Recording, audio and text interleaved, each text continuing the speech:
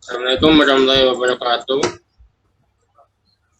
Kami di sini akan mempresentasikan tentang strategi statistik inferensial dengan nama anggota saya sendiri, nama Dani Prasetyo dengan NIM A71020008.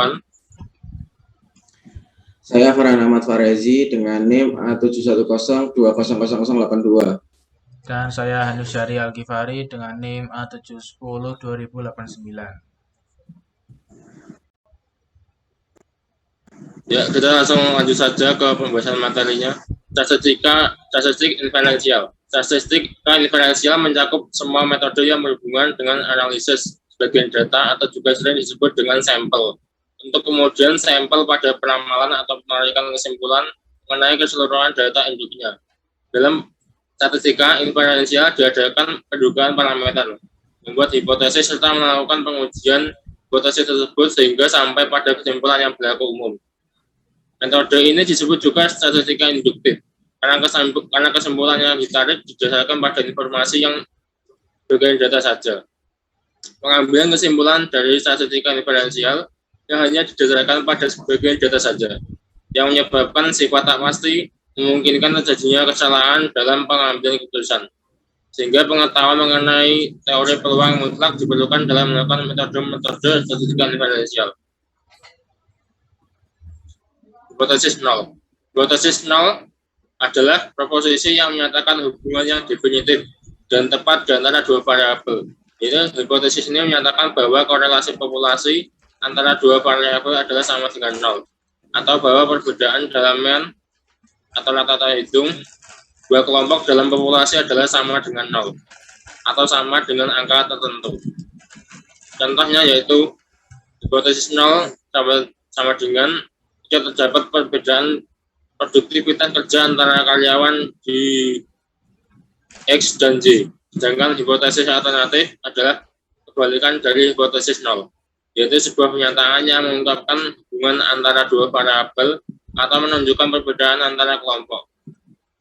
Contoh yang lainnya, yakni hipotesis A sama dengan produktivitas kerja karyawan X lebih besar atau lebih kecil dari karyawan Y.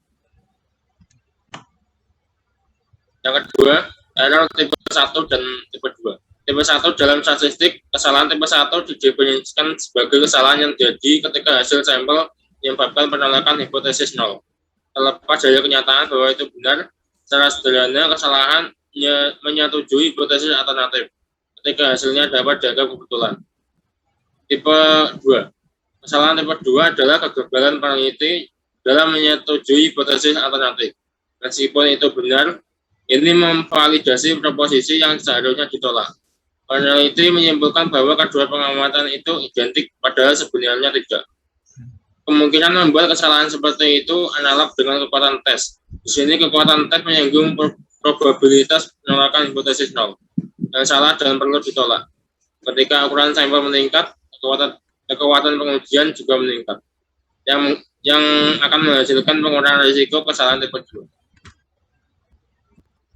Kemudian akan dilanjutkan oleh Hanif. Ya, selanjutnya yaitu tingkat signifikansi.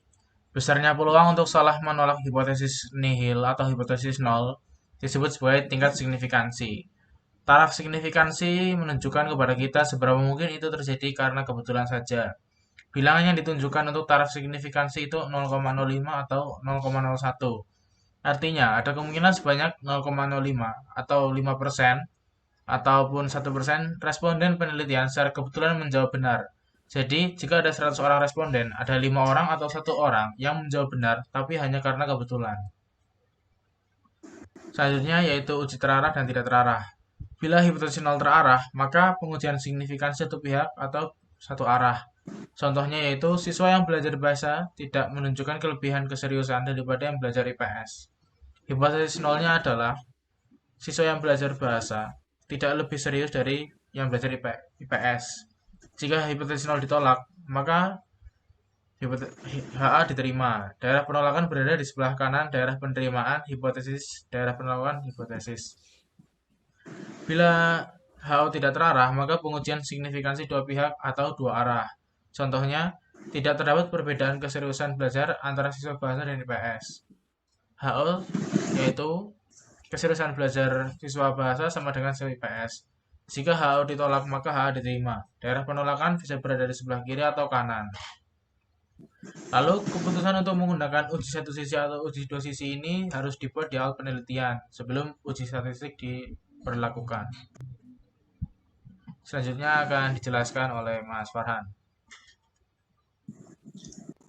Oke, selanjutnya yaitu determining the appropriate sample size. Dalam determining the appropriate sample size terdapat beberapa poin, yaitu sample random sampling. Pengambilan sampel ini dilakukan dengan cara setiap populasi diberikan kesempatan yang sama untuk menjadi sampel penelitian dan dilakukan dengan cara menggunakan nomor undian. Kelebihan menggunakan nomor undian yaitu dapat mengurangi bias dan dapat mengetahui standar error. Kekurangannya yaitu tidak dapat menjamin sampel terpilih mampu merepresentasikan populasi. Selanjutnya, stratified random sampling. Metode penelitian sampel acak berstrata mengambil sampel menurut tingkatan tertentu. Contohnya penelitian yaitu tentang motivasi kerja pada manajer tingkat atas, menengah, dan bawah. Maka proses pengacakan akan diambil dari masing-masing kelompok tersebut.